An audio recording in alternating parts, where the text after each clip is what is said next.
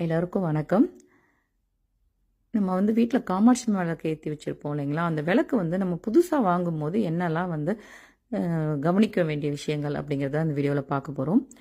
காமாட்சி விளக்கு நம்ம வாங்கும்போது அந்த காமாட்சி விளக்கோட 2 பக்கமும் இருக்கிற அரும்புகள் ஒத்த எண்ணிக்கையில் வர மாதிரி இருக்கணும்னு எங்கள் பாட்டியிலேருந்து எல்லாரும் சொல்லியிருக்காங்க. அதை தான் நான் மனசில் வச்சுட்டு எப்போவுமே விளக்கு வாங்கும்போது அதை எண்ணி பார்ப்பேன். இந்த பக்கம் பார்த்தீங்கன்னா ஒரு பக்கம் 15 அரும்புகள் வருது, இன்னொரு பக்கமும் 15 அரும்புகள் இருக்குது. ஒத்த படையில் முடியணும், அவ்வளோதான். 2 பக்கமும் சேர்த்து நம்ம கணக்கு வச்சுக்க வேண்டாம்னு சொல்லியிருக்காங்க. அதனால் நான் அதை மாதிரி பார்த்து வாங்கினேன். இன்னொரு முக்கியமான விஷயம் என்னன்னு பார்த்தீங்கன்னா, நம்ம விளக்கு வாங்கும்போது அதில் இருக்க அம்மன் முகம் ரொம்பவே தெளிவாக இருக்கணும்.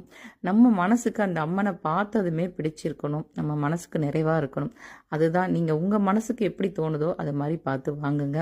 அந்த அம்மன் முகம் பார்க்கும் போதே பார்த்தீங்கன்னா எனக்கு ரொம்ப பிடிச்சிருந்தது. ரொம்ப தெளிவாக